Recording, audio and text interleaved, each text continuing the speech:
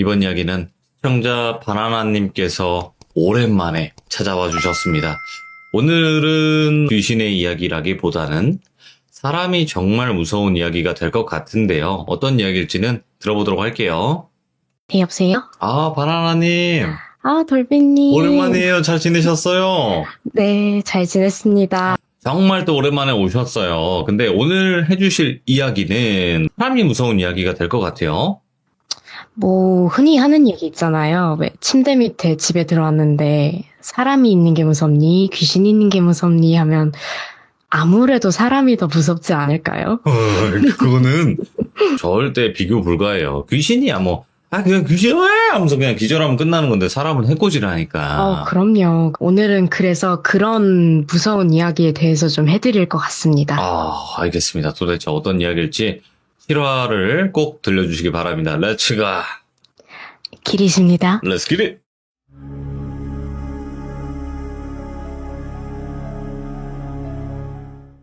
오늘은 총 3가지의 이야기를 해드릴 거예요.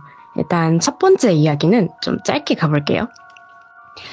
제가 어느 날 지하철을 이용을 하고 오후 7시쯤 집에 돌아오던 길이었어요. 네. 그래서 지하철에 앉아갖고 친구랑 전화를 막 하고 있었어요. 수다 떨면서 뭐하냐 이러고 수다 떨고 있는데 시선이 자꾸 느껴지는 거예요.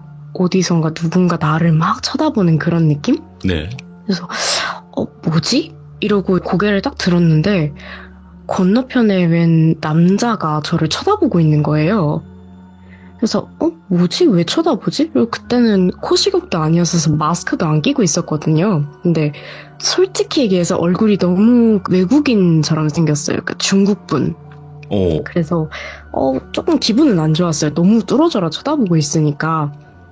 근데 보통 그렇게 쳐다보시는 분들은 이렇게 시선을 몇 번씩 주면은 자기가 알아서 눈을 피하잖아요. 근데 시선을 피하면서도 계속 저를 쳐다보시더라고요. 이게 그냥 예뻐서 쳐다보는 그런 느낌이 아니라 막 뭔가 의도가 있어서 보는 것처럼 자꾸 쳐다보시더라고요. 예. 그래서 이렇게 전화하다가 친구한테 야, 나 지금 누가 자꾸 나 쳐다본다. 나 기분이 좀 안 좋은데? 이러니까 친구가 이러면서 막 얘기를 하기 시작하니까 슬그머니 자리를 옮기더라고요. 예. 그래갖고 칸으로 옮겼나 보다. 그냥 이렇게 생각하면서 전화를 좀 하다가 한 5분 정도 지났나? 딱 고개를 돌렸는데 반대쪽에 있는 완전 끝쪽 의자에서 저를 쳐다보고 있더라고요. 그러니까 제가 고개를 굳이 돌리지 않으면 시선이 닿지 않을 곳에 앉아있는 거예요. 그래서 이번엔 너무 대놓고 뚫어져라 그냥 쳐다보고 있길래 네. 저 뭐야 이러고 있다가 점점 무서워지기 시작하는 거예요. 너무 쳐다보고 있으니까. 그래서 저희 집 근처에 있는 역에서 아무데나 내려야겠다 하다가 친구한테 야, 나 하나 둘 셋 하면 뛴다? 이러고 문이 열리고 나서 한 2초 뒤에 제가 하나 둘 셋 하자마자 막 내려서 뛰었어요. 근데 뛰고 그 사람은 지하철에 있겠지? 이러고 뒤를 돌았는데 같이 내린 거예요, 그 사람이. 같이 내렸는데 제가 그 사람하고 눈이 마주치자마자 그 사람이 미친 듯이 뛰어서 저한테 오는 거예요. 그래서 제가 진짜 친구한테 야, 너 어떻게 하지? 이러면서 막 뛰기 시작했어요. 그래갖고 제가 너무 무서우니까 뛰면서 야, 나 경찰에 신고해야 돼. 어떻게 해봐 이러면서 뛰다가 이제 그 역에 연결되어 있는 쇼핑몰로 제가 들어갔어요. 네. 그래서 쇼핑몰로 들어가서 막 숨을 헉헉거리면서 막 고개를 두리번 하다가 그쪽에 멀티 화장품점 이런 데 있잖아요. 네네. 그런 데가 보이는 거예요. 그리고 되게 인자하게 생기신 아주머니 한 분이 카운터를 보고 계시길래 제가 막 눈물 이렇게 좀 막 흘리면서 죄송한데 지금 모르는 분이 저 막 쫓아오고 있다고 저 죄송한데 여기 좀 숨어도 되냐고 이러면서 거기를 숨었어요. 예. 그 아주머니들이 숨으라고 하고 숨겨주시고 그러고서는 누구냐고 그랬더니 제가 막 지금 숨차서 뛰어오시는 분 하나 있을 거라고 중국인 분인데 그분이 막 쫓아온다고 그래갖고 그분이 저 대신해서 막 보고 있다가 거울 같은 걸로 슬쩍해서 보여주셨어요. 이렇게 이 사람 맞냐고. 예. 그래갖고 제가 맞다고 그러니까 아주머니가 그 즉시 바로 경찰을 이제 부른 거예요. 경찰을 불러가지고 진짜 그 근방에 경찰서가 있었나 봐요. 한 2분 만에 오신 거예요. 근데 그때 그 중국인 분이 그 쇼핑몰 그 광장 같은 데를 돌아다니면서 막 뭐라고 소리를 지르는데 중국어로 막 소리를 지르고 있었어요. 예. 그래가지고 저는 막 덜덜덜덜 떨면서 어떻게 할 줄을 몰라가지고 막 눈물만 줄줄 흘리고 있고. 근데 친구가 그때 전화를 계속 하고 있었거든요. 그러면서 친구가 나중에 얘기를 하는 게 그 사람 중국어로 떠들던 거 나는 알아들었다. 왜냐면 제 친구가 중국에서 유학을 해갖고 중국어를 좀 잘해요. 근데 예. 취나이러? 취나이러? 라는 말을 계속했대요. 쉰나이러? 이러면서? 네, 취나이러. 어디 갔어, 어디 갔어, 어디 갔어라고 계속 외치고 있었다고. 네. 결국 그 사람은 경찰에 연행되어 가고 저는 진정이 안 돼서 거기서 울면서 물 한 잔 얻어먹고 결국 어머니가 데리러 왔는데 알고 보니까 그분이 그 근방에서 여자분들 좀 이렇게 성추행 같은 거 이렇게 나쁘게. 하다가 수배돼가지고 잡힌 분이라고 그러더라고요. 어휴, 무섭다. 예. 그러니까 쇼핑몰 같은 데 와서도 그렇게 대범하게 저는 쫓아올 줄은 몰랐던 일이었어요. 이 얘기는. 예. 이게 첫 번째 이야기고요. 네네. 두 번째는 중국이 아니라 한국 사람 이야기입니다. 예전 집에 살 때 이야기예요. 네네. 예전 집에 있을 때 아마 제 첫 시들물을 기억하시는 분들이라면 저희 어머니가 교통사고가 났었던 거를 아마 기억을 하실 수도 있을 것 같아요. 네. 그때쯤 있었던 일이에요. 하루는 제가 집에 귀가를 하고 있는데 그때는 엄마가 아직 입원 전이었어요. 그래서 귀가를 하고 있는데 그 주차장을 가로질러서 걸어오고 있는데 저 멀리서 이렇게 비닐봉지랑 술병 짤그랑짤그랑 하는 소리? 이런 소리가 나더라고요. 멀리서. 그래서 그냥 어느 분이 뭐 이렇게 이슬 한잔 하시려나 보다. 이런 느낌으로 그냥 걸어갔어요. 그리고 저희 집 아파트에 딱 도착을 했는데 왜 그 비닐봉지 소리가 내 머리 바로 뒤에 들리는지 모르겠는 거예요. 그래서 뒤를 딱 돌았는데 웬 아저씨가 술에 취해가지고 이렇게 비틀비틀하면서 비닐봉지를 이렇게 흔들흔들 하고 계시더라고요. 예? 그래서 뭐야? 이러고 뒤를 딱 돌았어요. 그랬더니 그 아저씨가 이렇게 저를 딱 쳐다보면서 안녕? 이러고 계시던 거예요.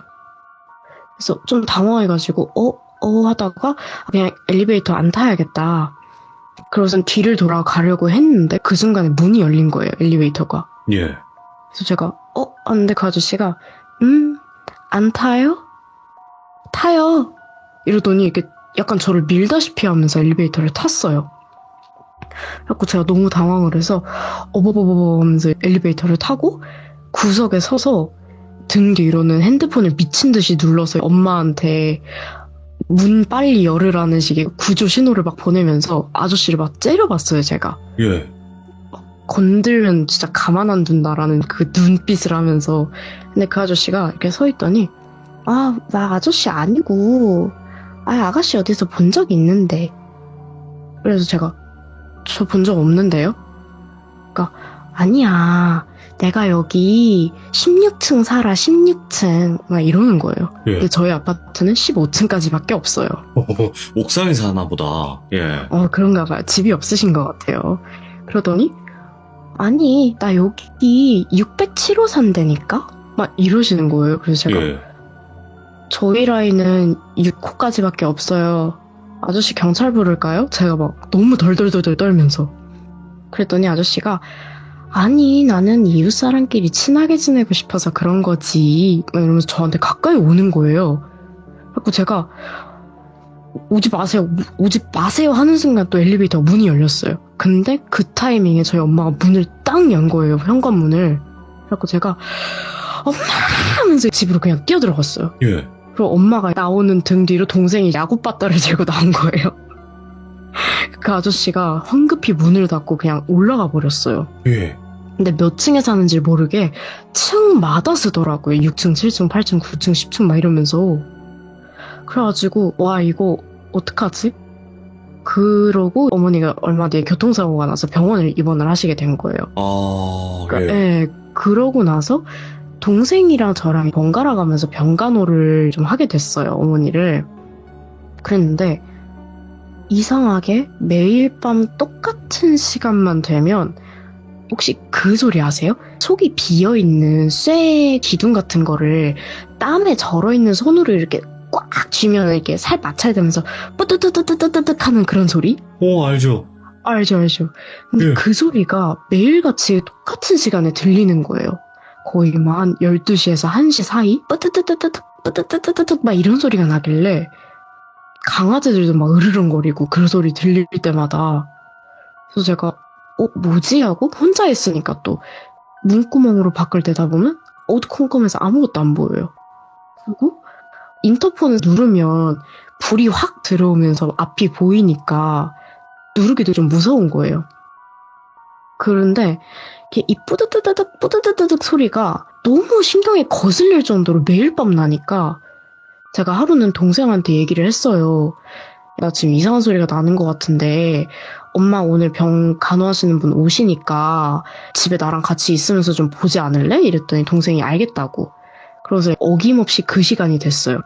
동생이 문 앞에 대기를 하고 있었던 거예요. 또 야구바따를 들고.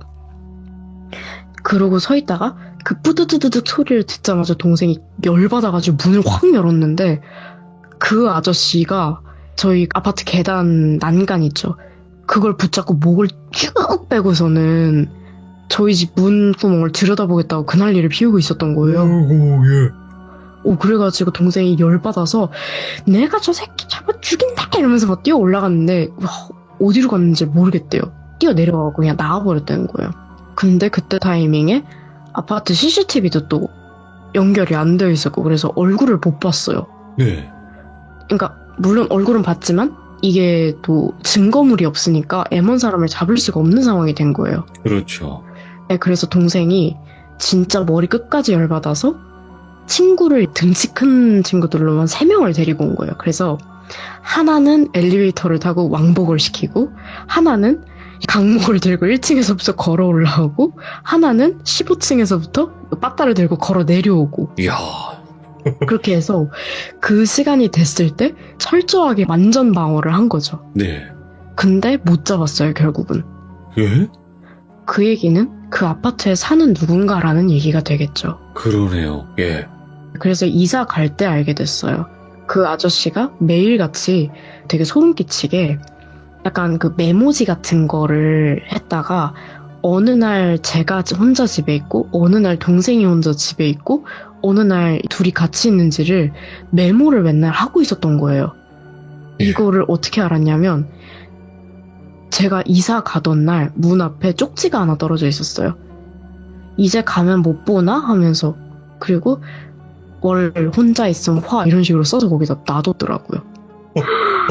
와 근데 와. 나중에 알게 됐는데 그 위층에 사는 다른 아저씨인데 낮에는 멀쩡하신 분이었어요. 아이들도 있고 예. 자녀분들도 나름 좀 커가지고 뭐 고등학생 뭐 대학생 이 정도 되는 분인데 뭐가 그렇게 사회에 불만이었는지 모르겠는데 스토킹 아닌 스토킹을 당했던 이야기였습니다. 이거. 야, 이런 거는 실제로 당해보면 진짜 소름 끼친다고 하더라고요. 정신적으로도 어우. 힘들고. 맞아요. 그러니까 이게 그런 느낌이에요. 내가 보이지 않는 존재가 끊임없이 나를 위협하는 느낌이니까 내가 안전할 수 있을까라는 생각이 계속 드는 거예요. 이건 남자분, 여자분을 떠나서 그냥 끊임없이 누군가 내 주위를 맴돌면서 내가 원하지 않는 그 사람만의 호의를 베푼다고 생각해보세요. 얼마나 소름 끼치겠어요. 다시 한번 말씀드리지만 스토킹은 남녀가 없는 거예요. 진짜로. 그럼요. 똑같아요. 양쪽이 다 겪어보면 돌아버리는 거죠. 진짜로. 그럼요. 스토킹은 범죄고 그리고 꼭 뭐 어린 여자 혹은 어린 남자를 나이 많은 사람 이게 아니라 그냥 그 사람을 따라다니는 것 자체가 본인 혼자서 로맨스지 남이 보면 범죄예요. 맞아요. 예. 지금 그래서 법이 강화가 되는 거잖아요. 아, 그럼요. 맞아요. 그래서 저는 최근에 깔은 시즌1 하신 분의 그 스토킹 얘기? 아파트 그 스토킹 얘기 들으면서 저는 엄청나게 공감을 했었어요. 그쵸, 그쵸. 예. 얼마나 무서웠는지 진짜. 이렇게 해서 네. 두 번째 이야기고요. 이게 세 번째 이야기로 넘어갈게요. 그럼 오늘의 마지막 이야기가 되겠네요. 네, 그 오늘의 네네. 마지막 이야기이자 가장 긴 이야기가 될 것 같습니다. 네네네. 이거는 제 이야기는 아니고요. 제 친구의 이야기고 네. 사실 이 얘기를 처음에 들었을 때 저는 좀 많이 충격을 받았어요. 오? 예. 일반적으로 정상적인 사람들이라면 할 수 없는 연애 방식이자 그리고 어찌 보면 이 친구가 이 얘기를 하는 게 좀 위험할 수도 있겠다라는 생각을 저는 했었어요. 그럼 친구분은 일단은 허락을 해주신 거고. 네, 맞아요. 허락을 네네. 해줬고 제가 이 얘기를 해도 된다는 이유가 뭐야? 라고 물어봤을 때 물론 헤어진 전 남자친구가 겁이 많아서 이 돌비님의 무서운 이야기를 듣지는 않겠지만 혹시라도 이 이야기를 듣는다면 이제는 당하고만 있지는 않겠다 라는 식의 약간 경고? 오. 세상에 너의 이 문제점을 퍼뜨려버리겠다 라는 그런 의미로 이야기를 하겠다라고 하더라고요. 할 테면 해봐라. 네, 데이트 폭력은 아니고요. 네네. 이제 약간의 정신적인 문제로 인해서 일어난 그런 문제에 대한 이야기입니다. 시작을 해보자면 네. 친구가 다른 곳에서 인턴으로 일을 하고 있었을 때 있었던 일이에요. 이제 그 친구가 하던 일이 막 실내 디자인하고 뭔가 이렇게 좀 포토샵 만지면서 이런 컴퓨터로 앉아서 작업을 해야 되는데 네. 현장에 나가서 작업을 해야 되는 일이 많았대요. 그래가지고 문 닫고 혼자 매장에 남아서 야근하고 그런 일이 좀 많았다고 하더라고요. 근데 그때 그 매장에 있던 매니저가 제 친구에게 관심을 가지기 시작했던 것 같아요. 친구 말에 의하면 그 매니저가 첫인상이 진짜 안 좋았대요. 정말 안 좋았던 게 어떤 느낌이었냐면 머리가 막 곱슬머리인데 정리가 하나도 안 돼서 정말 엉켜있는 느낌? 그런데다가 막 진짜 밤새 술을 마시고 왔는지 술 냄새도 진동을 하고 제일 무서웠던 게 눈빛이 너무너무 공허했대요. 그러니까 보고 있으면 동태눈깔이란 단어가 절로 떠올랐다? 그러더라고요. 업무 스타일도 진짜 엉망진창이고 그래서 인간으로서의 관심도 안 가졌었대요. 그러니까 본사에서 뭐 이렇게 크게 관심을 안 가져서 그런지 출근 시간도 잘 안 지키고 와도 직원 사무실에 앉아서 졸거나 핸드폰 게임하거나 뭐 이러고 있었다고 하더라고요.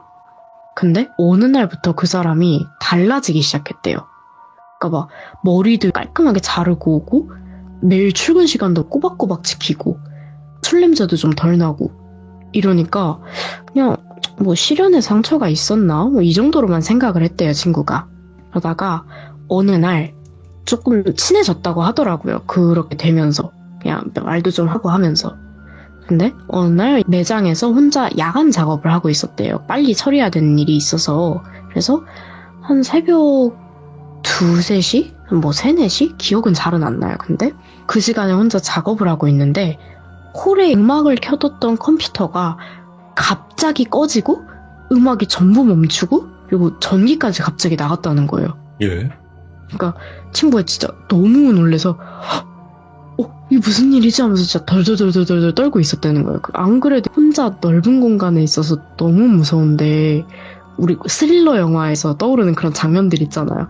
갑자기 어둠 속에 누군가가 나타나고 막 이런 그런 장면들을 혼자서 막 상상하면서 어떻게 해야 되나 막 이런 생각을 하고 있었대요. 근데 그때 갑자기 기적적으로 그 매니저한테 일 잘 되고 있냐라고 연락이 왔다는 거예요. 근데 친구가 순간적으로 그 판단을 안 했대요. 두꺼비 집을 얘가 내렸나라는 생각은 안 하고 네, 너 지금 여기 컴퓨터 꺼지고 나서 너무 무섭다고 어떡하냐고 그랬더니 그럼 제가 간단하게 간식거리 사들고 갈게요. 제가 전화하면 1층으로 올라오실래요? 뭐 이런 식으로 얘기를 했대요. 그래서 이제 친구는 겁이 나니까 바로 매장 밖으로 나가서 건물 1층으로 가서 기다리고 있는데 그 매니저를 보니까 그렇게 반가웠대요. 그냥 자기는 그 무서운 상황에 혼자 일하고 도움 요청할 사람도 없고 이러니까. 그런데 이렇게 매니저가 친구한테 점점 잘해주고 하니까 제 친구가 또 약간 금사빠 기질이 있어요. 그러니까 외모랑 상관없이 약간 호감을 가지게 된 거예요. 네. 그러면서 사귀게 된 거죠. 둘이. 그래서 연애를 하게 됐는데 근데 시작부터 뭔가 이상한 일이 좀 많았대요. 그러니까 그 매니저를 처음 알게 되고 막 뭐 실연의 상처가 있나 이후에 알게 된 사실인데 그 매니저한테 여자친구가 있다라는 이야기를 들었다는 거예요. 근데 그 여자친구가 사이가 안 좋아서 서로 연락 안 하고 생각할 시간을 갖고 있던 상황이다 라고 알고 있었대요. 그래서 자기랑 친해지기 시작했을 때 자기한테 그런 이야기들을 했다는 거예요. 막 나는 지금 이 여자친구랑 내가 어떻게 헤어져야 될지 모르겠어서 그래서 그런 거다. 근데 나는 정리를 할 건데 나는 솔직히 네가 좋다. 근데 여자친구랑은 헤어질 거다. 근데 내가 준비가 됐을 때 헤어질 거다. 막 이런 식의 말들. 그러니까 사실 가스라이팅이잖아요, 이것도. 어허, 예.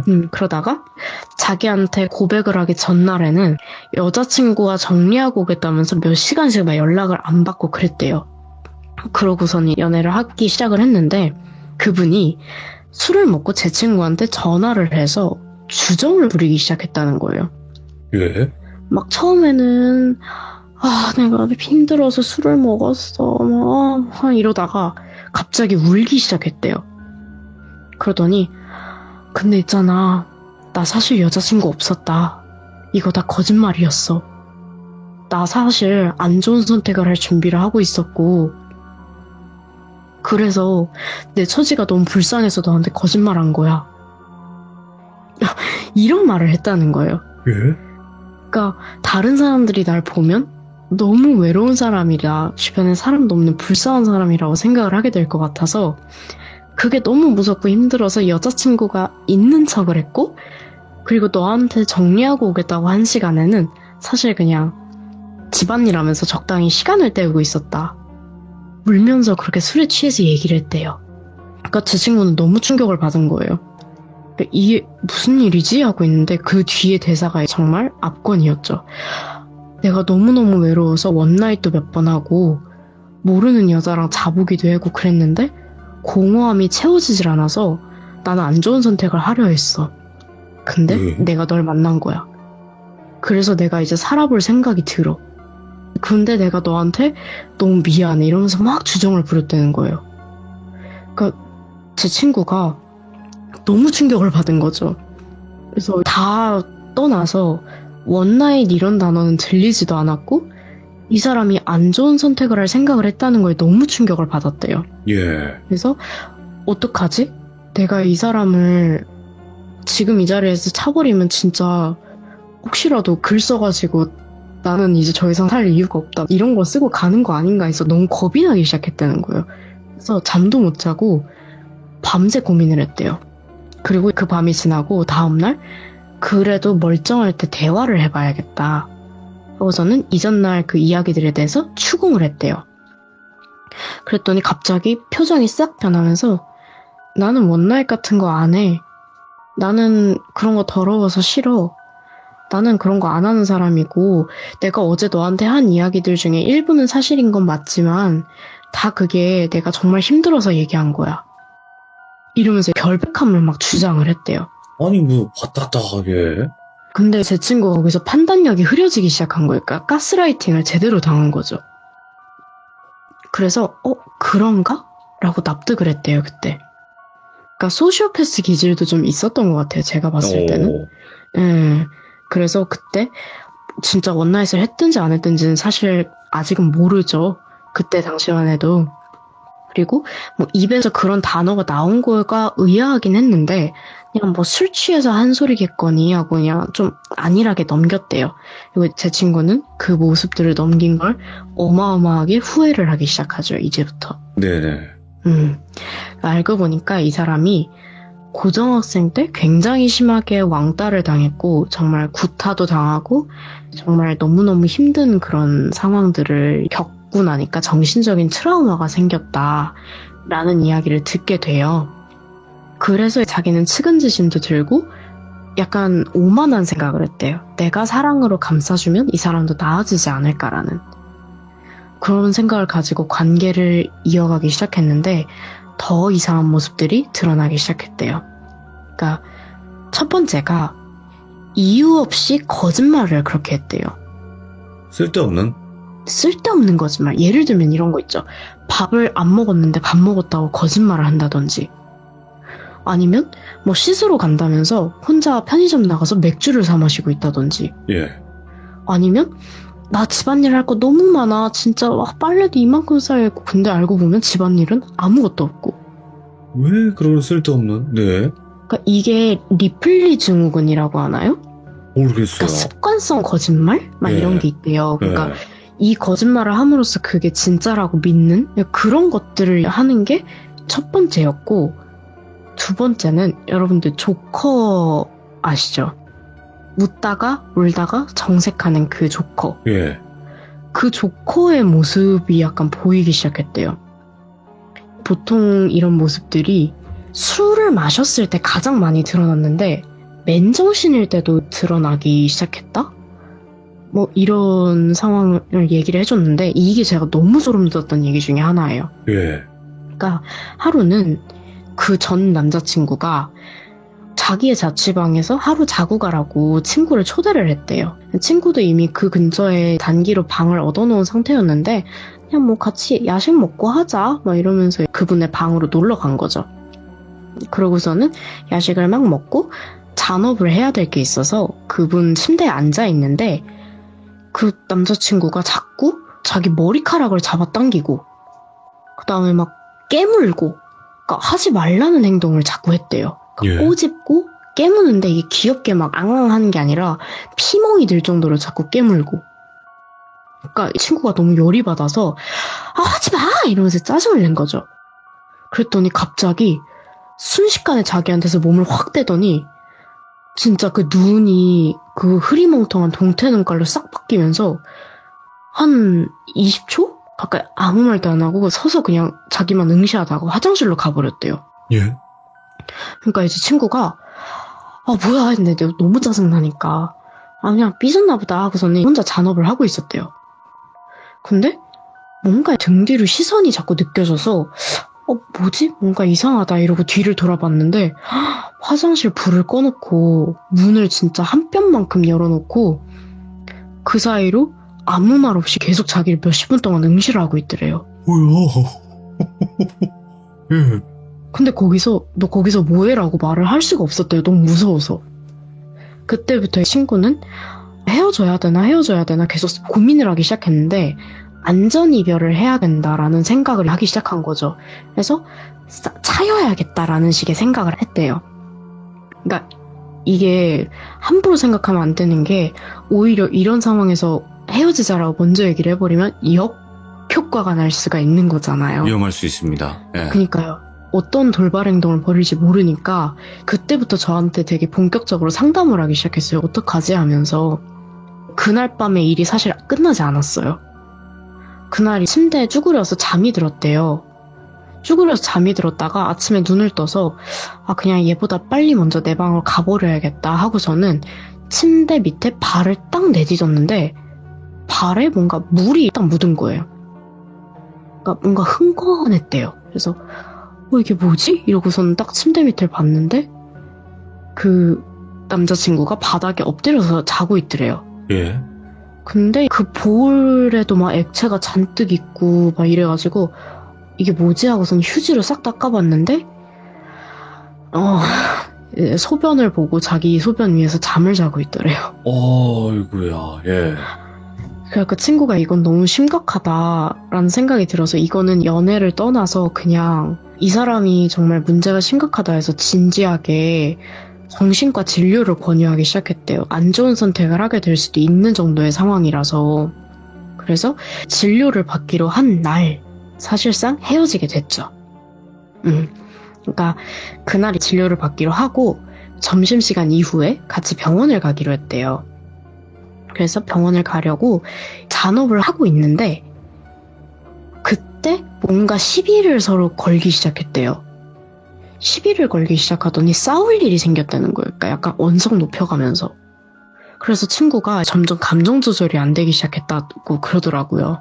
그래서 화가 나서 소리를 지셨대요. 그냥 진짜 너 나한테 왜 그러냐고 이러면서. 그랬더니 갑자기 그 남자친구가 이런 소리를 내면서 주먹을 입안에서 집어넣고 혼자 울기 시작했대요. 막 이러면서. 예. 그 얘기 듣고 저 되게 무서웠는데 울더니 무인성이네. 예. 응, 제 친구가 너무 당황을 한 거예요. 이거 어떻게 해야 되지? 하다가 뭐야 왜 그래? 이랬더니 진짜 3초 만에 갑자기 눈은 빨간데 표정이 싹 변하더니 아무렇지도 않은 얼굴로 아니야 괜찮아 그럼 뭐부터 도와주면 될까? 이런 이상한 소리를 갑자기 하기 시작했대요. 예. 그러니까 친구가 너무 무서웠던 거예요. 그래서 나 여기서 뭔 일 생기겠다 이러고서는 그냥 바로 자기 자취방으로 가버렸대요. 친구가 자취방으로 가서 막 어떡하지 이러다 머리가 너무 아프니까 그냥 잠이 들었대요. 그 순간에. 그래서 잠이 들었다가 눈을 떴는데 진짜 거의 한밤중이 됐더래요. 너무 스트레스를 받으니까 잔 거죠 그냥. 그래서 눈을 딱 떴는데 자기 이부자리 옆에 웬 인형이 서서 가만히 자기를 내려다보고 있더라는 거예요. 예. 너무 놀라서 소리를 질렀대요. 이러면서 이랬더니 갑자기 그 인형이 화장실로 도망을 쳤다는 거예요. 그래서 가자마자 손에 아무거나 유리잔인지 뭔지 집어들고 불을 딱 켰는데 남자친구가 자기 몰래 자기 자취방에 들어온 거예요. 그래서 나 더 이상 안 되겠다 그냥 그만 만나자라고 통보를 했대요. 그 자리에서. 안전이별이고 뭐고. 그래서 그렇게 헤어지는 줄 알았대요. 근데 그렇게 헤어짐을 통보하고 난 이후에 거의 매일같이 연락을 취했대요. 자기가 연락을 안 받으면 주변 사람들, 지인들, 뭐 인스타그램 친구 목록 되어 있는 사람 중에 막 댓글에 언급되어 있는 사람들까지 다 찾아서 DM을 보내고 뭘 하고 저도 실제로 DM을 받아봤어요. 얘한테 내 전화 좀 받으라고 해주면 안 되겠냐 해서 제가 누구신데요? 그랬더니 남자친구인데 지금 연락을 안 받는다 막 이런 얘기를 해서 저는 이 얘기를 알고 있잖아요. 그래갖고 적당히 하시라고 그랬더니 저한테는 연락을 안 하더라고요. 그러다가 문제의 그날 밤 이거는 조금 어쩌면 얘기가 예민할 수도 있어요. 친구가 다른 친구랑 술을 한잔하고 있었대요. 예. 술을 한창 마시고 있는데 또 그 전남친한테 전화가 왔대요. 받고 싶지가 않아서 그냥 계속 무시를 했대요. 근데 전화가 거의 막 20통, 30통 막 쌓이기 시작하더라는 거예요. 1시간 가까이 전화가 오길래 결국 그냥 전화를 받았대요. 술 기운에 너무 화가 나서. 솔직하게 차단을 할 수도 있었는데 아까 얘기했듯이 괜히 유서에다가 나는 얘 때문에 헤어진다 이런 얘기 쓸까봐 자기는 너무 겁이 났대요. 그래서 차단을 쉽게 할 수가 없었대요.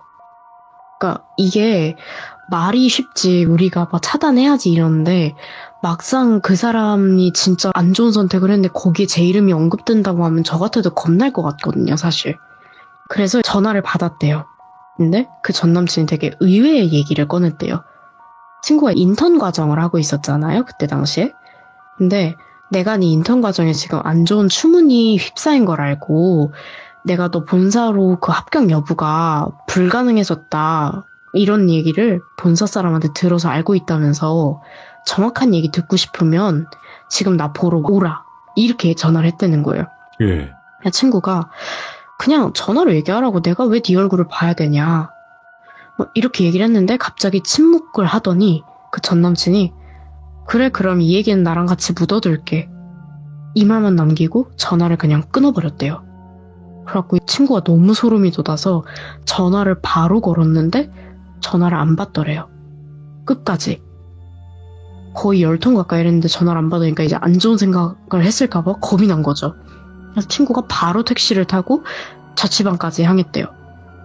근데 진짜 열받게 그 집에 도착을 해서 문을 열었는데 세상 평온한 얼굴로 너무 깔끔하게 옷을 입고 어서와 하면서 문을 열어줬다는 거예요. 친구가 머리 끝까지 화가 나서 주체가 안 됐대요. 근데 그 전남친이 갑자기 자기를 끌어다가 앉히고 잠깐만 이야기 좀 해보자. 그러길래 이제 이야기를 드러나보자 하고 앉았는데 앉고 나서 주변을 둘러보니까 그때서야 오감이 열렸대요. 그 방 안에는 정말 썩은 내, 그 악취? 구석을 보니까 먹은 음식물 쓰레기가 막 쌓여있고 사람한테서 땀 냄새와 술 냄새가 뒤섞인 그 어마어마한 악취 아시죠? 예. 그런 냄새가 나고 그리고 막 구석에는 찢어져서 막 솜이 삐져나온 이불 같은 게 있고 그 친구가 그때서야 상황 판단이 된 거죠. 나 이제 진짜 큰일 났다. 근데 그때 자기가 핸드폰을 끊으려고 하니까 전 남친이 핸드폰도 뺏어버리고 그래서 친구는 퇴로가 막힌 거예요. 그래서 그때부터 미치도록 후회했죠. 그러고 공포스러운 6시간을 보냈대요. 예. 어떤 상황이었냐면 일단 그 친구가 매장에서 일을 하는데 직원들의 도움을 받았는데 뭐 어쩌고저쩌고 중요하지도 않은 얘기를 막 꺼내면서 얘기를 하더래요. 그래서 넌 지금 누구 편 들면서 나한테 그런 얘기를 하는 거니? 이랬더니 자기는 정말 사람이 가지고 있는 모든 감정을 몇십 초 안에 한 번에 볼 수 있을 줄은 몰랐대요. 그러니까 이렇게 얘기를 했대요. 누구의 편? 누구의 편? 내가 누구 편을 들어? 내가 누구 편을 드냐고. 내가 누구 편을 드는데. 근데 나는 네 편이라니까? 내가 네 편 되니까 내가 너한테 이렇게 얘기한 거지. 근데 네가 이렇게 안 해줄까? 난 진짜 너무 슬퍼. 그니까 너 내 말 좀 들으라고. 이런 식으로 진짜 몇십 초 동안 이야기를 하는 문장 안에서 감정이 엄청나게 바뀌었대요. 그러면 거의 빙의 아니야? 진짜로? 근데 저는 우와. 그 얘기를 들었을 때 너무너무 무서웠어요. 제가 이 얘기를 왜 이렇게까지 실감나게 전달을 하냐면 그 친구가 울면서 얘기를 했거든요. 저한테 얘기를 할 때. 그 얘기는 정말 그 친구한테는 공포스러운 순간이었다는 얘기겠죠. 그러더니 친구가 나는 근데 솔직하게 너랑 앞으로 잘 해볼 자신이 없어. 그러니까 그때 순식간에 머리를 굴려서 이런 상황에서는 이런 문제를 가진 사람들에게 공감을 해줘야 된다는 내용이 생각이 났대요. 그래가지고 나도 물론 너랑 잘해보고 싶은데 네가 지금 너무 힘들어 보여서 내가 너한테 잘해줄 자신이 없어. 어떻게 하면 좋을까? 나는 네가 또 나한테 이렇게 화내지 않을 거라는 보장을 못할 것 같아. 겁이 나. 이런 식으로 이렇게 우회를 했대요. 계속. 그랬더니 갑자기 순식간에 눈이 싹 떠나더니 가만히 있어봐. 내가 네가 어떻게 약속하는지 보여줄게. 이러더니 갑자기 문을 열고 나가더래요. 부엌으로. 그러더니 식칼을 가지고 왔는데 자기가 그 식칼을 기억을 하는 게 다이소에서 사는 식칼들 보통 아실 거예요. 좀 무디잖아요, 날이. 어찌나 벼려놨는지 칼날이 번쩍번쩍 빛이 나더래요. 그래가지고 너무 무서웠대요, 진짜. 근데 식칼을 쥐어줬대요, 친구 손에. 그러더니 나는 네가 이렇게 현실에서 고통받는 것보다 차라리 날 죽여버리고 교도소 들어가는 게 맘 편할 것 같아. 그럼 네가 그 안에 갇혀서 스트레스 받는 일은 없을 것 같아. 이렇게 얘기를 하더라는 거예요. 근데 정신 나갈 것 같아, 진짜. 듣는 저는 어땠을까요? 그 직접 듣는 저는. 예. 그래서 친구가 진짜 거기서 되게 센 척을 했대요. 너 이거 갖다 치워. 안 그러면 너랑 나랑 관계는 얄짤없을 거야. 이런 식으로 얘기를 했대요. 그랬더니 그 사람이 알았어. 내가 너한테 그러면 안 되지. 맞아. 나 그렇게 나쁜 사람이 되면 안 돼. 근데 있잖아. 이 칼은 내가 널 생각하면서 갈았거든? 근데 네가 나한테 이렇게 하면 안 되잖아. 나 좀 놓지 마. 이 칼 내가 갖다 놓을 테니까 내 말 들어줄 거지, 그치? 네가 여기 있어서 너무 기뻐. 이러기 시작했다는 거야, 또다시. 예. 그 친구가 진짜 그때쯤 되니까 머리가 더 이상 안 돌아가기 시작했대요. 그때 시간이 약 새벽 1시였는데 시작한 시간이 새벽 1시 그리고 마지막으로 시계를 봤을 때가 오전 7시였대요. 그때쯤 되니까 그 남자도 약간 진정이 되기 시작했나 봐요. 너도 힘들겠다. 나 지금 너랑 너무 얘기해서 좋은데 너무 피곤해. 우리 조금 기운나게 아이스크림 먹으러 갈까? 막 이러면서 남자가 갑자기 되게 귀여운 척을 하면서 얘기를 하더래요. 너랑 아이스크림 저번에 먹었던 거 생각나는데 우리 그거 먹으러 갈까? 가자. 내가 사줄게. 막 이러면서 갑자기 데리고 나가더래요. 그래갖고 친구가 이때가 기회다 하면서 슬쩍 이러면서 핸드폰 쥐고 그래 나가자. 우리 그때 먹었던 자두 아이스크림? 그거 먹자. 그러면서 나갔대요. 그리고 잠깐만 나 근데 내가 너한테 아이스크림 사주고 싶은데 나 잠깐 잔액 좀 확인할게 이러면서 택시를 불렀대요. 그때. 그러고선 내려가자마자 바로 택시를 잡아타고 튀었대요. 그리고 기사님한테 최대한 뺑뺑 돌아가 달라고. 그렇게 해서 친구가 집으로 도망을 쳤어요. 와. 그리고 사실상 그 뒤로 그 남자와 더 이상 얼굴은 못 봤어요. 그 친구가. 근데 문제가 뭐였냐면 이미 전화번호가 노출이 되고 주변 지인들이 너무 노출이 되다 보니까 그 남자가 이미 지인들한테 컨택했던 인스타그램 DM 리스트도 남아있을 거고, 그다음에 주변 지인들한테 연락했던 목록도 있고, 그리고 자기 집 주소도 알고 있고, 이렇다 보니까 친구가 전화번호도 싹 다 바꾸고 그 일 때문에 동생이 거의 매일같이 출퇴근을 같이 하고, 그 다음에 외출할 일 있으면 무조건 가족들하고 같이 나가고, 이사까지 했어요, 결국은. 그리고 전화번호 싹 바꾸고, 주변 지인들한테 정말 미안하지만 이 사람 연락 오면 무조건 차단해달라. 그렇게 하고 나서 약 6개월이 지난 뒤에야 그 사람의 어마어마한 집착이 끝이 나게 됩니다. 그래서 끝이 났다. 와. 저는 솔직하게 그때 당시의 상황을 매일같이 듣고 있었잖아요. 저는 그때 진지하게 경찰에 신고를 권유했어요. 근데 되게 안타까운 게 직접적인 증거도 없고 경찰들한테는 이게 그냥 연인 간의 사랑 싸움이 된다밖에 안 되더라고요. 아, 예. 그래서 제 친구가 그냥 전화번호 바꾸고 그 근처에도 안 가고 그리고 이사까지 그냥 가게 된 이야기였습니다. 이거는 그냥 당사자끼리만 일이 아니라 그 주변 사람들까지 피해를 자칫하면 볼 수도 있는 네. 그런 상황이네요. 그러니까 저는 실제로 그분의 얼굴을 본 적이 있어요.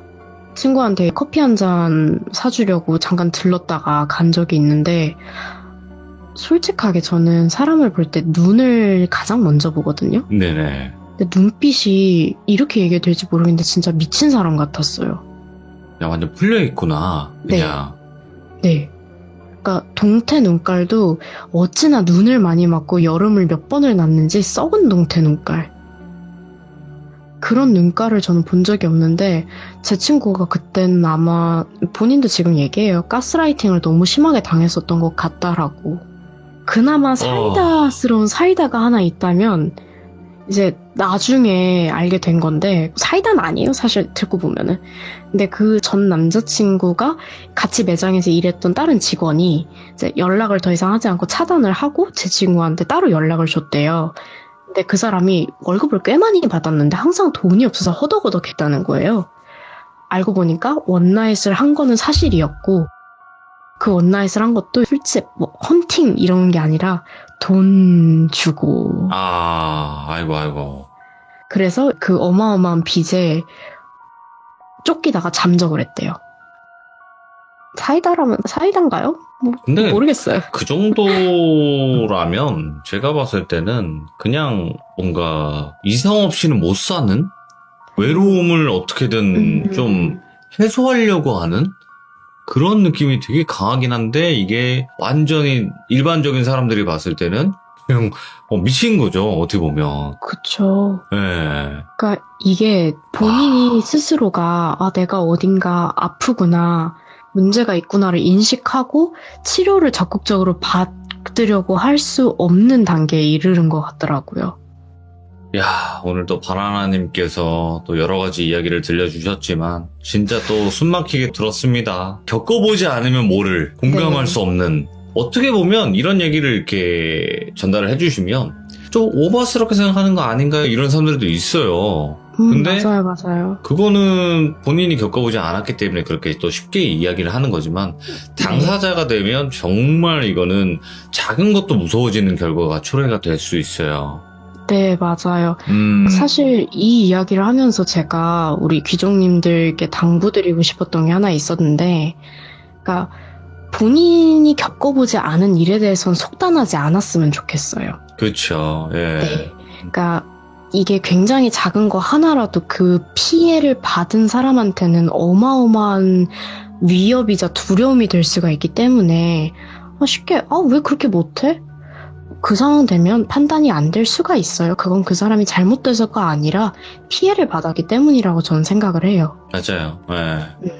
근데 또 가만히만 있으면 계속 이렇게 끌려다니는 그런 결과도 있을 수도 있어요. 맞아요. 이런 얘기가 안 나오는 그런 세상이 되었으면 좋겠습니다. 네.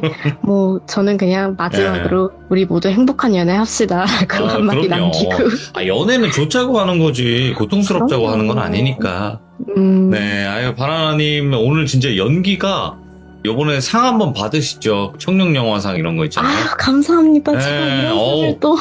야, 연기자 하세요, 그냥. 아, 또 예. 연기를 하기엔 제가 나이가 좀 많네요, 이제. 아유, 연기는요, 어릴 때부터 할아버지 때까지, 할머니 때까지 다 할 수 있는 게 연기입니다. 아이고, 아무튼, 너무 감사합니다. 고맙습니다. 네, 또 찾아오도록 하겠습니다. 네, 좋은 감사합니다. 밤 보내세요. 네. 와, 근데 진짜로 이 바나나님 사연을 들어보신 분들은 아시겠지만 이분이 연기가 쩔어요. 진짜 오랜만에 했습니다. 이 용어 쩝니다, 이분 진짜. 그러니까 바나나님 이야기 한번 들어보시고, 그리고 오늘도 이렇게 연기를 해주셨기 때문에 조금 더 몰입이 되고 숨막히게 들을 수 있었던 게 아닌가 싶습니다. 네, 돌비룡상. 청룡상이 아니라 돌비룡상 드리도록 하겠습니다. 이번 이야기는 시청자 달구지님께서 이야기를 들려주실 겁니다. 달구지님께서는 놀이동산에서 근무를 하신 적이 있어요. 근데 놀이동산도 보면 괴담들이 좀 있죠. 아니면 또 실제로 목격을 했던 썰이라든지 그런 것들이 있는데 도대체 어떤 또 일들이 있었는지 한번 들어보도록 하겠습니다. 네, 안녕하세요. 자, 오늘 달구지님께서 또 늦은 밤까지 이렇게 기다려 주셨어요. 너무 감사합니다. 네, 감사합니다. 네. 달구지님께서 오늘 해주실 이야기가 놀이동산 근무를 하신 적이 있다고 해요. 네네, 맞아요. 제가 한 2007년에서 8년쯤에 한 이제 10개월 정도 근무를 했었는데, 근무를 하면서 제가 좀 옆에서 보기도 했고, 그 다음에 실제로 그 주변 직원분들이 겪었던 그런 이야기를 좀 말씀드리려고 참여하게 됐습니다. 너무 감사합니다. 네, 진짜 고맙습니다. 자, 출발하도록 할게요. 렛츠 고! 길이십니다. 렛츠 기 잇!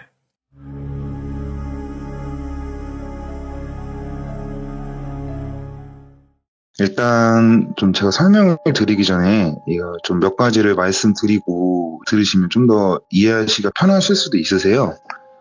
제가 근무를 했던 팀은 놀이기구 운영하는 팀이었고, 놀이기구 운영팀이 크게 5개 섹터로 나눠져 있어요. 아무래도 이 규모가 좀 있다 보니까 섹터마다 담당하고 있는 놀이기구들이 이렇게 있다고 이해하시면 편하실 것 같아요. 네.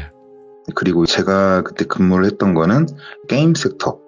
이 게임 섹터가 어떤 거냐면, 놀이공원 가시면은 그 오락실이나 경품 주는 게임하는 그런 공간들이 있잖아요. 거기에서 근무를 하고 그거를 담당하고 운영하는 부서라고 생각하시면 될 것 같습니다. 간략하게 요거를 먼저 말씀을 드리고, 제가 이야기가 좀 많아서 키워드를 먼저 좀 선정을 몇 개를 했어요. 좋아요. 처음으로 제가 말씀드릴 이야기의 키워드는 배전함이에요. 배전함에 관련된 이야기를 먼저 말씀을 드릴게요. 네, 일단 아까 앞서 말씀드린 것처럼 섹터로 나눠져 있고, 저는 게임 섹터에서 근무를 했었는데, sek터 안에도 여러 가지 놀이기구들이 있어요. 예. 근데 그 놀이기구를 고정적으로 계속 출근하는 사람이 있는 반면에 약간 로테이션식으로 돌아가는 사람들도 있거든요. 이 일은 제가 입사하고 한 달 정도 지나서 겪었던 일인데, 네. 그때는 제가 잘 알지도 못하고 배우는 입장이다 보니까 한 놀이기구를 맡아서 가진 않고 여러 가지 놀이기구를 돌아다니면서 배우고 있던 중이었어요. 그래서 한 놀이기구에 출근을 하게 되었는데, 아무래도 근무 구조가 대부분 좀 규모가 있는 놀이기구는 3교대, 4교대, 그리고 규모가 작은 놀이기구는 2교대 이렇게 많이 배정을 해요.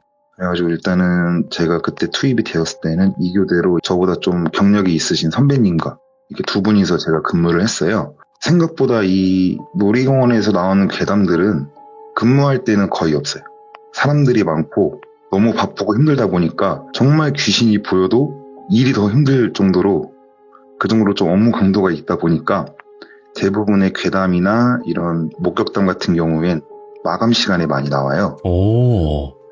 지금 뭐 말씀드린 것처럼 이때도 그 선배분과 두 분이서 근무를 했죠. 근무를 하고 그때 당시에 제 기억으로 놀이공원 폐장 시간이 10시였어요. 오후 10시였는데 네. 폐장은 사실상 손님들이 출근 쪽으로 나가는 시간이고, 저희는 폐장을 하면 저희가 맡았던 그 놀이기구를 뒷정리를 다 하고 그 다음에 각각의 그 섹터가 배정되어 있는 사무실들이 있어요. 네. 이제 그 사무실로 먼저 퇴근을 한 다음에 상급자에게 보고를 하고 퇴근을 하는 시기거든요. 근데 아까 말씀드렸다시피 이 공원이 좀 넓다 보니까 담당했던 놀이기구에서 사무실까지의 거리가 짧게는 한 10분, 15분, 뭐 많게는 한 2, 30분 정도 걸리는 거리도 있어요. 예. 근데 여기서 바로 사무실로 가는 게 아니라 저랑 같이 근무했던 사람이랑 둘이서 뭐 2인 1조, 3인 1조 이런 식으로 퇴근을 하면서 다른 놀이기구의 마감 상태를 다 점검하는 그런 체크리스트들이 있어요. 사실상 모든 직원들이 퇴근을 함과 동시에 다른 부서의 마감 상태까지 체크를 하게 되는 그런 시스템이 있다고 보시면 되는데, 그래서 아까 제가 말씀드린 그 근무가 끝나고 저랑 선배랑 이렇게 뭐 하나하나 체크를 하면서 마지막으로 체크하는 체크리스트의 마지막에 있던 그게 뭐 여러분들 유명해서 아시지만 아마존 익스프레스라고 원형 튜브 같은 걸 타고 빙글빙글 돌아가는 놀이기구 다들 아마 아실 거예요. 그 악어 나오고 그거. 네, 맞아요. 이 놀이기구 바로 옆에 보면은 손님들 눈에는 안 띄게끔 해서 풀숲으로 우거져 있긴 한데 그 안에 전원 차단기가 있는 배전함이 하나가 있어요. 좀 크게. 제가 그때 당시에 마지막 체크리스트였어요. 그 차단기를 확인하는 게. 저는 아무래도 신입이기도 하고 잘 모르는 상태니까 선배가 본인이 가서 확인을 하겠다. 그래서 저는 그 밖에 있는 외부 공터에 서 있었고 선배가 들어가서 확인을 했는데 한 2분, 3분 정도 시간이 지났어요. 그 정도. 선배가 그 숲에서 나오시더라고요. 예. 근데 얼굴이 굉장히 하얗게 질려서 나오시는 거예요. 그래서 제가 선배 무슨 일 있냐, 뭐 문제 있냐 하니까 아니다, 그냥 빨리 사무실 복귀하자 이래가지고 저도 군말 없이 따라갔죠. 따라가서 가면 실제 부장님이나 주임이나 이렇게 야근하시는 분들이 계세요. 네. 그래서 그날 있었던 일 보고를 하고 특이사항 보고를 하고 퇴근해 이러면 퇴근하는 건데 별다른 특이사항은 없었으니까 그때 다 보고를 하고 나와서 유니폼을 갈아입고 퇴근을 하고 있었어요. 근데 이제 그 선배랑 저랑 그때 당시에도 좀 친분이 있던 사이라서 같이 퇴근을 하면서 진짜 궁금한 거예요. 선배 혹시 뭐 아까 왜 그렇게 표정이 안 좋았냐, 뭐 몸이 안 좋으시냐 여쭤보니까 그 선배가 자꾸 막 주변을 두리번 거리면서 말을 안 하는 거예요, 저한테. 그래가지고 뭔가 좀 몸이 많이 안 좋나 보다 약간 이런 식으로 생각을 하고 걸어오고 있었는데 저희가 사실상 그 사무실에서 공원을 나가는 그 길까지는 굉장히 어두워요. 이게 산에 있다 보니까. 맞아요. 그렇죠. 더군다나 마감하면 조명을 다 끄기 때문에 그 길이 지나고 나서 실제로 일반 차도가 있는 그 길이 나오거든요. 차도가 있는 길 나오니까 가로등도 있고 좀 밝아지잖아요. 이제서야 이 선배가 한숨 쿡 쉬더니 저한테 말을 해주더라고요. 다시 상황을 돌아가 보면은 아까 선배는 그 차단기를 확인하러 숲으로 들어갔잖아요. 근데 이 배전함이 크게 철판으로 되어 있고 차단기 문이 좌측으로 열리게 되어 있었어요. 그래서 그 문을 좌측으로 여시고 안에 후레쉬를 켜서 차단기 내려간 상태랑 이런 걸 다 확인하고 문을 딱 닫으려고 하는데 좌측으로 문이 열렸잖아요. 선배 기준으로 우측에서 진입해서 좌측으로 문을 열고 확인을 하고 좌측으로 문을 닫는데 그 문 뒤편에서 어떤 여자가 자기 쳐다보고 있더래요. 그것도 얼굴을 딱 붙여서. 근데 이 사람 시야가 딱 정면을 보고 있어도 좌우로 살짝 보이잖아요. 더군다나 이 선배는 어두우니까 후레쉬를 켜고 있던 상태로 문을 닫았는데 이 철판이다 보니까 후레쉬 빛이 반사가 되면서 좌측 시야에 원래는 그냥 숲이에요. 거기는 빈 공터인데 얼굴이 있으니까 이 선배가 순간적으로 생각을 한 게 그 숲 안에 둘밖에 없는 거잖아요, 지금. 예? 내가 여기서 소리를 지르거나 혹시라도 응시를 하면은 뭔가 해코지를 당할 것 같은 느낌이 들더래요. 그래가지고 이 선배가 진입했던 길은 우측이다 보니까 바로 그대로 그냥 우측으로 들어서 나온 거예요. 그리고 저를 만난 거죠. 근데 제가 그거를 나오자마자 얼굴이 하얗게 질려있길래 선배 왜 그러세요? 라고 물어봤을 때 그때 왜 얘기를 안 해줬냐. 뒤가 숲이고 바로 그 뒤에 있었잖아요. 그 정체 모를 게. 네.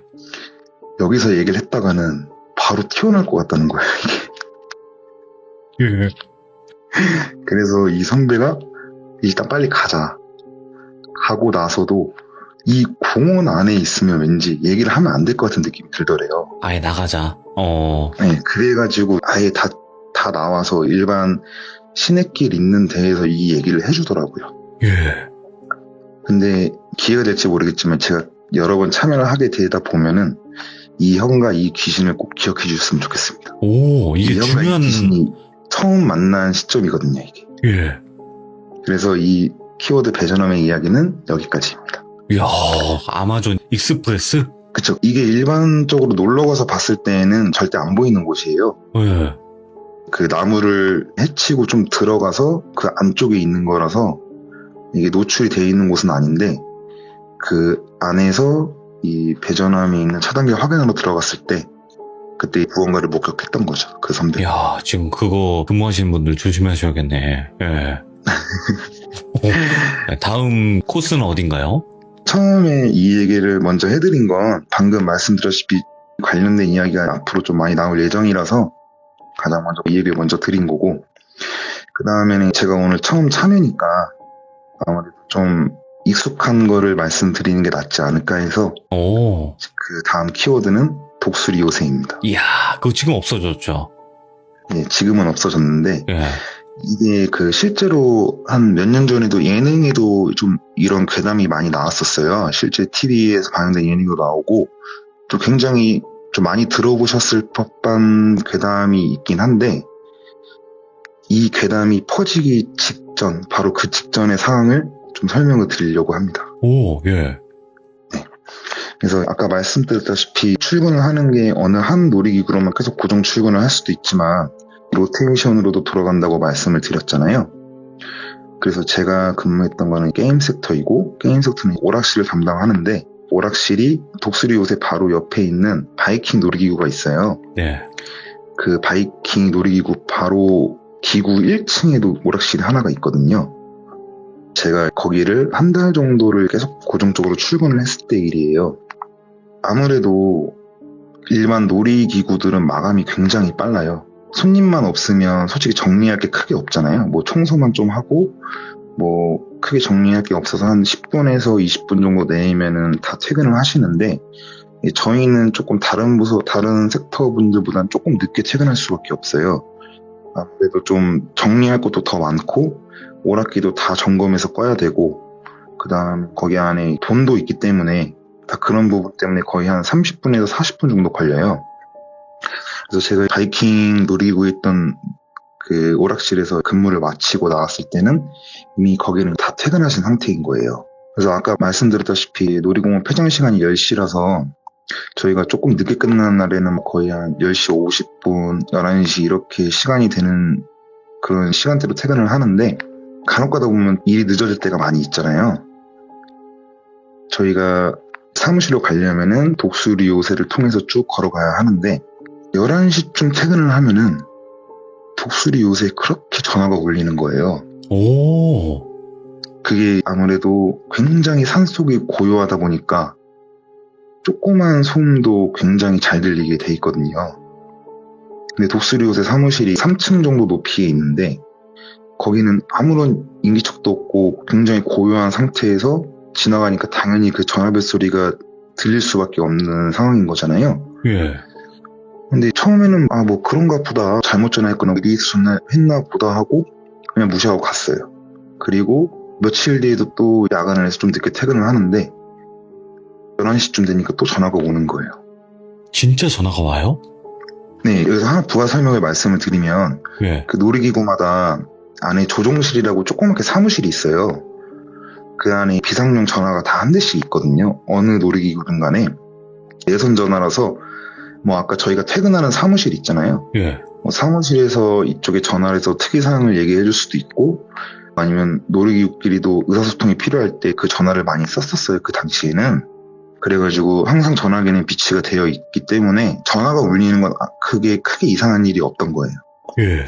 그래서 주기적으로 야근하고 11시쯤 될 때마다 전화가 계속 오는 거예요. 와. 근데 이게 딱히 보고할 만한 사항은 아니잖아요, 저희가. 네. 뭐 마감이 안 된 것도 아니고 문제가 있는 것도 아니고. 그리고 나서 한 달 정도 뭐 몇 번 지나가면서 전화벨 소리를 듣다가 저도 잊혀졌어요. 그냥 별일 아니니까. 그리고 나서 제가 한 2주 정도는 다른 오락실에서 일을 하다가 이제 이쪽에 인원이 많이 비어서 다시 제가 가게 된 거예요. 예. 그날이 제 기억으로 주말이어가지고 굉장히 바빠서 그날도 진짜 한 11시쯤에 퇴근을 하게 됐는데 아니나 다를까 또 전화가 울리는 거예요. 진짜 근데 그게 싫어하구나, 굉장히 이게. 크게 들리진 않고 3층 높이에 있다 보니까 얘기하면서 가면은 잘 못 들어요. 근데 제가 약간 소리에 좀 예민한 게 있어서 그 따르르르릉 따르르릉 이 미세한 소리가 자꾸 들리는 거예요. 예. 그 주변에 그때는 4명이서 퇴근을 하고 있었는데 지금 독수리에서 전화 오는 거 아니냐. 그러니까 다 맞다. 저 한 달 전에 왔을 때도 계속 전화가 왔었는데 좀 왜 이렇게 밤마다 전화를 하는 거야. 약간 이런 식으로 얘기를 하면서 사무실에 복귀를 했어요. 예. 복귀를 하고 그때는 저희 과장님이 야근을 하시던 중이었는데 과장님이 특이사항 이런 걸 여쭤보고 있었는데 아무래도 이게 좀 뭔가 문제가 있는 것 같은 거예요. 이게 거의 한 달 가까이 됐는데도 계속 11시에 전화가 오는 거는 뭔가 문제가 있는 게 아닐까 해서 제가 설명을 드렸어요. 예. 과장님 독수리 옷에 제가 한 달 전에 여기 근무했을 때도 자꾸 11시쯤에 전화가 오는데 그때는 별다른 특이 사항이 아닌 것 같아서 말씀을 안 드렸지만 좀 이상해서 말씀드린다. 과장님이 굉장히 좀 의아한 표정을 지시는 거예요. 예. 전화? 이런 식으로. 그래서 이 전화가 온다 하면서 알겠다, 뭐 어차피 이 독수리 요새는 저희 담당 섹터가 아니기 때문에 전달하겠다 하고 퇴근하라고 하시는 거예요. 그래서 저는 그 의아한 표정이 뭐 전화 가지고 얘기하냐 아니면 전화가 왜 이 시간에 오지? 이미 11시면은 웬만하면 다 퇴근한 상태거든요. 사무실도. 전화가 올 이유가 없는데 약간 이런 식으로 생각을 하신 줄 알았어요, 저는. 그리고 나서 저도 그냥 그걸 까먹고 있다가 한 일주일 정도 지났나? 과장님이랑 또 마감하면서 이런저런 얘기를 하는데 저한테 갑자기 그러시는 거예요. 구지야, 너 전화 뱃소리 들은 거 진짜 맞아? 이러는 거예요. 예. 그래서 예, 저 진짜 맞아요. 저뿐만이 아니라 그때 같이 있던 다른 직원들 같이 들었다. 그래? 이상하다. 그래서 왜 그러시냐고 제가 여쭤봤는데 그날 제가 보고를 드렸잖아요. 전화가 울린다고. 그리고 나서 과장님이 담당 섹터한테 그거를 얘기를 했어요. 11시마다 전화가 온다고 하는데 너네 뭐 설정 잘못되어 있는 거 아니냐. 그쪽 섹터에서 저는 솔직히 좀 소름 돋긴 한데 예. 그 섹터에서 나온 대답이 이걸 좀 먼저 말씀드릴게요. 제가 한 달 동안 그 바이킹 미팅 오락실에서 일하다가 2주 정도 뒤에 다시 왔다고 했잖아요. 예. 그때가 독수리 옷의 폐지 수순을 밟고 있던 거예요. 그래서 모든 전원이 다 끊어져 있는 상태고 전화기는 있을 일도 없을 뿐더러 거기는 아예 그냥 빈 상태. 소름 돋아. 예. 아무것도 없는 거네요? 그냥 그쵸. 운영을 안 하기 때문에. 예. 근데 이게 조금 애매하게 들리실 수 있는 게 그럼 제가 일할 때 왜 그거를 확인을 못했냐, 이게 운영을 하는지 안 하는지 왜 발견을 못했냐 하실 수가 있는데 예. 이게 독수리 요새를 타신 분들은 아시겠지만 독수리 요새 탑승하려고 기다리는 이게 대기 동선이라고 하거든요. 이 동선이 건물 안에서 다 설게끔 되어 있어요. 이 계단을 타고 올라가게끔. 그리고 제가 일했던 그 오락실에서 독수리 요새는 이 안쪽 면만 보이는 시야거든요. 솔직히 그거를 같은 섹터가 아니고서는 어떤 기종이 폐지되고 어떤 게 뭐 운영 중지고 이거를 디테일하게 알지는 못해요.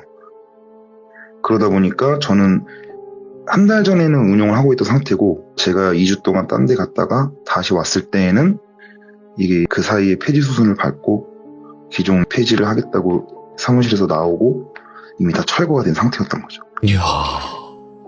근데 돋네. 이 괴담이 좀 굉장히 유명해요. 그래서 아마 제가 그만두고 나서도 일했던 분들도 굉장히 그 이후에도 건물 철거하기 전까지도 벨소리를 많이 들었다는 얘기를 좀 들었었어요. 그러면 철거하고 나서는 안 들렸겠죠, 당연히? 예, 근데 제가 그 이후에는 에버랜드를 아직 안 가봐가지고 그 자리에 뭐 어떻게 되는지 모르겠지만 이게 11시에 혹시나 거길 지나가시게 된다면 조심히 지나가시길 말씀드리겠습니다.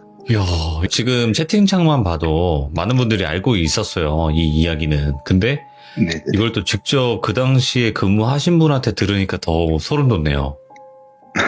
그리고 아마 예. 그게 처음 처음으로 보고가 거의 들어간 게 저였다고 하더라고요. 과장님도 그걸 모르셨고 오. 그 섹터만 알고 있던 상태였고 예. 왜냐면 아까 말씀드렸다시피 일반 놀이기구들은 11시까지 거기 지나갈 이유가 거의 없어요. 네네.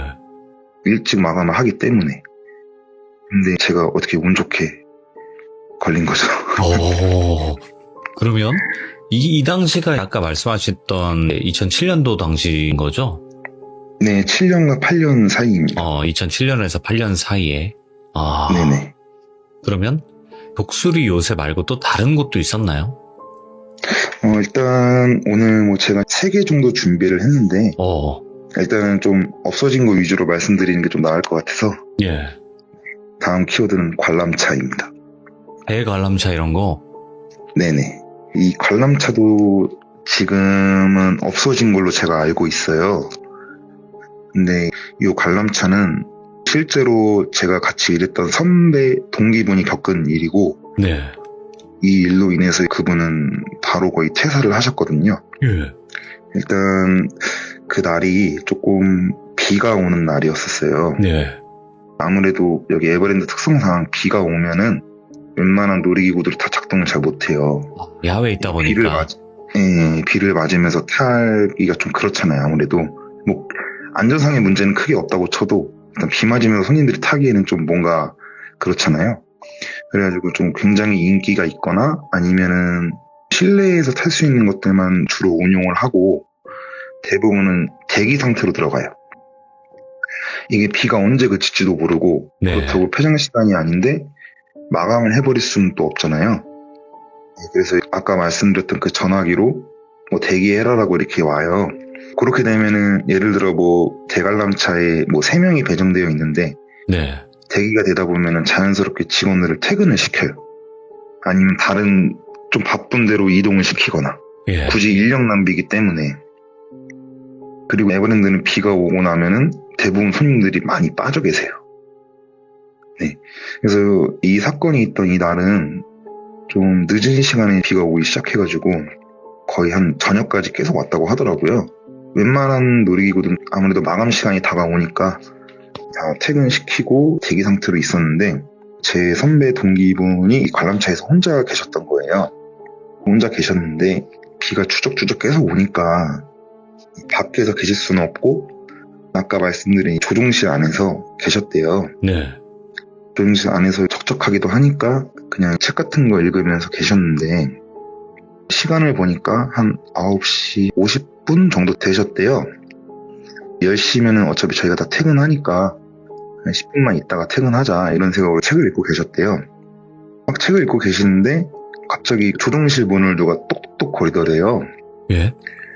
그래가지고 뭐지 하고 이렇게 문을 열었는데 커플이 우산을 쓰고 이거 혹시 지금 되냐 이렇게 물어보더래요. 예. 그래서 지금 된다고 해야 되나 말아야 되나 이렇게 고민을 하시다가 예. 어차피 마감 10분 남았긴 했는데 대기 상태라고 했잖아요. 안 된다고 해야 되나 하고 있는데 사무실 전화가 울리더니 손님 있으면 운영을 하고 없으면 이제 마감을 해라 이런 식으로 연락이 왔대요. 그 찰나에. 예, 그래서 그러면 그냥 빨리 태워드리고 정리를 해야겠다 이런 식으로 해가지고 그 커플분을 관람차 보면은 앞에 번호가 다 있어요. 네. 15번 차에 태워드렸대요.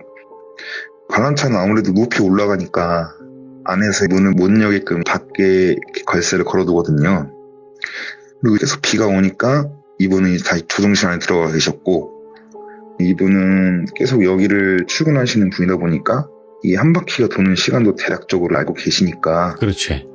도착할 때쯤에 문을 열어주면 된다 이 생각을 하고 안에 들어가 계셨대요. 예. 근데 제가 듣기로는 그 한 바퀴 도는 게 한 3분에서 4분 정도 그 사이로 제가 기억을 하고 있어요. 그래서 이분이 시계를 보니까 한 55분 정도 됐고 그럼 한 57, 8분쯤에 나가서 열어드리면 되겠다 하고 아까 또 마저 읽던 그 책을 조금 더 보고 계셨대요. 근데 책을 보다가 시계를 무의식적으로 보니까 10시가 넘은 거예요, 시간이. 예. 그러니까 시간상으로 한 2바퀴 정도 돌 시간이죠, 그게. 그래서 관람차에서 일하시던 분이 진짜 큰일 났다, 난리 났다. 그러니까. 무조건 클레임이다. 네. 그래서 그냥 우산도 안 쓰고 후다닥 나가서 기다리고 있었대요. 그래서 11번 차 12번 차 이렇게 타고 와가지고 15번 차가 딱 앞에 도착했을 때 겉을 딱 열었는데 안에 아무도 없었어요. 그 안에 아무도 없다고 하더라고요. 이분은 거기서 너무 무서워서 바로 기절을 하신 거예요. 예. 그리고 다른 놀이기구에서 퇴근하시면서 마감 상태 확인하시는 분들이 이분이 기절해 있으니까 119에 신고를 해서 겨우겨우 부축해서 응급실 보내고, 이분은 정신 차리셨다가 한 이틀 정도 더 나오시다가 나 일 못하겠다, 너무 무섭다, 여기가 너무 싫다 그러고 바로 퇴사를 하셨다고 하더라고요. 아니, 그러면 이 일 때문에 그 네. 관람차가 없어진 건 아닐 거 아니에요? 그건 아니에요. 그쵸. 이 일 이후에도 관람차가 계속 운행을 하고 있었고, 네. 그리고 이 커플들도 좀 기억해 주시면 감사하겠습니다. 뭐야 도대체. 이야. 제가 약간 공포 무서운 걸 좀 많이 좋아해가지고 굉장히 많이 막 물어보고 다녔어요. 혹시 무서운 거 없냐, 무슨 일 없냐. 이게 굉장히 많은 빈도로 나오는 귀신들이 있고 또 생소하게 나오는 귀신들도 있는데, 제가 처음에 말씀드린 배전한 옆에 있던 여자와 이 커플은 관련된 괴담이 많이 있습니다. 오, 기억을 해놔야 된다. 어차피 제가 혹시나 또 다시 설명을 해드리게 되면은 간략하게 또 설명을 드리긴 할 건데, 들으시는 분들이 아 그때 거기서 봤던 그 귀신 이렇게 아시면 좀 더 무섭지 않으실까. 오, 하는 이거는 전 달구지님도 그렇지만 듣고 계신, 특히나 그 이후에 근무하셨던 분들한테도 댓글 나오면 되게 재밌겠네요. 아무래도 좀 오. 아시는 내용도 많이 있으실 거고, 이게 또 제가 그때 당시 일할 때 주변에 있던 선배나 뭐 선배 동기나 이런 분들을 통해서 들은 얘기도 많아서, 그 이후에 일하셨다면은 뭐 이렇게 그냥 괴담식으로 야 뭐 여기 뭐 그게 있다더라, 옛날 이랬다더라 이렇게 들으신 분도 분명히 계실 것 같아요. 아, 그러면 여기서 네네. 딱 끊는 게 너무 아쉬워서 그런데, 혹시 저희 어릴 때 많이 탔던 그 지구마을이라는 거 아시죠? 그 전 세계 어린이들 다 있는 거 있잖아요. 그쵸, 네. 거기도 혹시 괴담이 있나요? 근데 이 지구마을이 물론 없진 않아요. 없진 않는데 예, 간략하게 좀 말씀을 드리면, 예. 일단 다 타보셔서 아시겠지만 인형 같은 거 이렇게 만들어 놨잖아요. 그렇죠. 흔한 괴담일 수도 있는데 인형 머리가 바뀌어 있다. 예를 들어 손이 올라가 있다. 그런 흔한 괴담들도 있었고, 그리고 한 번씩 청소를 할 때가 있어요. 그렇겠죠. 아무래도. 네. 이제 청소하면서 그거를 뭔가 좀 목격한 분들이 계신데, 요거는 좀 이야기가 길어질 것 같아서 오, 나중에 기회가 되면 또 그래요. 따로 우리 이야기해드리겠습니다. 네. 어떻게 하다 보니까, 에버랜드 분들에겐 정말 죄송한데, 직원분들이 보셨다고 하니까 그냥 괴담으로 들어주셨으면 좋겠고, 이제 우리 달구지님과 함께 한번 전 놀이기구를 다 탐방을 하는 날이 왔으면 좋겠네요. 네, 이야기거리가 너무 많다 보니까 어허. 간간히 제가 여건 되는 대로 하나하나씩 잊혀질만 하면 또 하나하나씩 들고 찾아뵙겠습니다. 홍알은 준비되어 있다.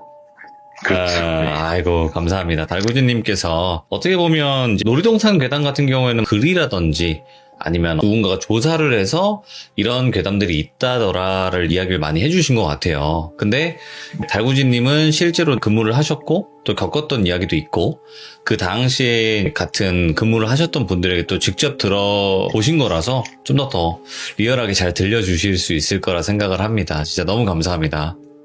아, 네, 감사합니다, 돌비님. 네, 그리고 그 혹시 그 돌비 감옥이라고 아세요? 놀이기구 중에? 표를 또- 끊어야 하나요? 표 안 끊어도 돼요. 자유이용권이고요. 그리고 달구지님 같은 경우에는 잡힐 거예요, 아마. 그런 정도 좀 알고 계시면 좋을 것 같아요. 아, 네, 알겠습니다. 네, 열심히 노예처럼 열심히 이야기를 해보도록 하겠습니다. 네. 사랑합니다. 사랑합니다. 네, 사랑합니다. 사랑합니다, 돌비님. 네, 감사합니다. 네, 감사합니다. 네, 새해 복 많이 받으세요. 네, 새해 복 많이 받으세요. 감사합니다. 네. 자, 달구지님께서 말씀도 워낙 또 재밌게, 무섭게 잘 해주시고, 일단은 놀이동산에 관련된 괴담을 또 들려주실 분이 나타나셨습니다. 제가 이제 에버랜드 면접을 보고 이제 교육을 받던 중에 도망쳤던 거는 방금 제가 했던 거였습니다. 사랑합니다, 사랑합니다, 사랑합니다. 이렇게 인사를 하고 시작을 했었어요. 그래서 저는 점심시간쯤인가? 그때 도망쳐 나왔던 기억이 있습니다. 지금은 그럴지 모르겠지만 아무튼 그때는 도망쳐 나왔던 그런 괴담이 있습니다. 시청해주신 모든 분들 감사드립니다. 고맙습니다.